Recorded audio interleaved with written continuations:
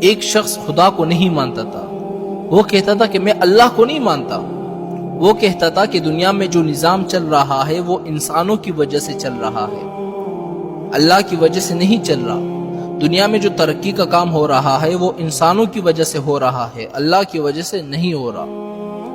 تو وہ شخص امام ابو حنیفہ رحمۃ اللہ علیہ کے پاس آیا اور کہا کہ حضرت میں اللہ کو نہیں مانتا، اس بات پر میرے ساتھ مناظرہ کرو، اگر آپ نے ثابت کر دیا کہ اللہ ہے، موجود ہے، تو میں مسلمان ہو جاؤں گا۔ تو انہوں نے ٹائم رکھا کہ کل 10 بجے ہمارا اس بات پر مناظرہ ہوگا۔ تو امام ابو حنیفہ رحمۃ اللہ علیہ نے کہا ٹھیک ہے۔ تو جب صبح ہو گئی تو وہ شخص فکس 10 بجے اس مقام پر پہنچ گیا جہاں پر مناظرہ ہونا تھا، لیکن امام ابو حنیفہ رحمۃ اللہ علیہ نے آنے میں تھوڑی سی دیر کر دی۔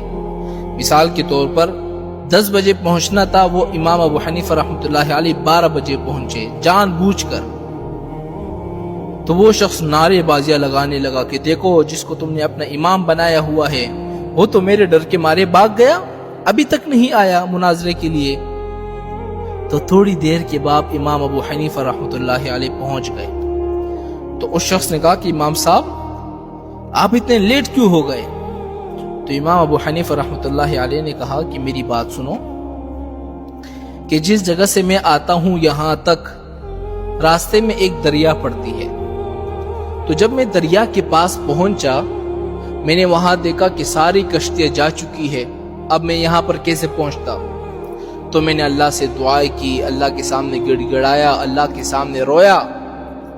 تو پھر میں نے کیا دیکھا کہ ایک درخت خود بخود کٹ رہا ہے، خود بخود کشتی کی شکل اختیار کر رہا ہے، خود بخود میرے سامنے کشتی تیار ہو رہی ہے، میخیں لگ رہے ہیں اور ایک کشتی کی شکل میں تیار ہو کر میرے سامنے آ گئی۔ تو میں اس میں بیٹھ کر پھر یہاں پہنچ گیا۔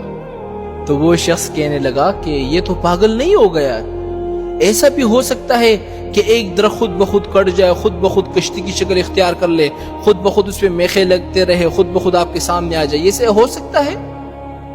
تو امام ابو حنیفہ رحمۃ اللہ علیہ نے فرمایا کہ جب یہ چیز نہیں ہو سکتی تو مجھے یہ بتاؤ کہ دنیا کا نظام کیا خود بخود چل پڑا؟ اس کو بھی بنانے والا کوئی ہے نا۔ تو وہ شخص بالکل لاجواب ہو گیا، چپ ہو گیا۔ تو شخص نے کہا کہ امام صاحب چلو میں آپ کی یہ بات مان لیتا ہوں، مجھے یہ بتاؤ کہ اللہ اس وقت کہاں پر ہے؟ تو امام ابو حنیفہ رحمۃ اللہ علیہ نے فرمایا ٹھیک ہے میں بات کو ثابت کرتا ہوں کہ اللہ اس وقت کہاں پر ہے، میں بتاتا ہوں۔ آپ نے فرمایا کہ ایک دودھ کا کٹورا منگواؤ۔ دودھ کا کٹورا منگوایا گیا۔ تو امام صاحب نے فرمایا کہ اس دودھ کے اندر آپ کو مکھن نظر آ رہا ہے؟ مکھن؟ تو اس نے کہا کہ امام صاحب مکھن تو نظر نہیں آ رہا، البتہ اگر ہم اس کو تیار کریں گے، اس کو بروئیں گے، پھر اس سے مکھن نکلے گا۔ امام صاحب نے کہا نہیں مجھے مکھن دکھاؤ، اس دودھ کے اندر مکھن ہے کہاں پر؟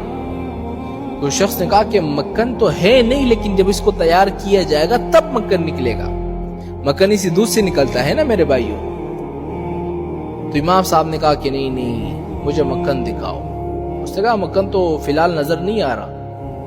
تو امام صاحب نے فرمایا کہ جب تم اس مجازی چیز کو نہیں دیکھ سکتے تو تم اس حقیقی خدا کو کیسے دیکھ پاؤ گے؟ وہ شخص بالکل چپ ہو گیا، لاجواب ہو گیا۔ تو شخص نے ایک پھر سوال کیا، چلو آخری سوال امام صاحب، پھر اس کے بعد میں مسلمان ہو جاتا ہوں، اللہ کا رخ اس وقت کہاں پر ہے؟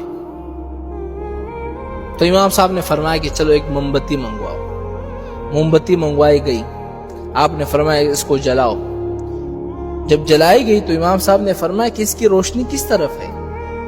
جب موم بتی کو بندہ چلاتا ہے تو چاروں طرف روشنی ہو جاتی ہے نا۔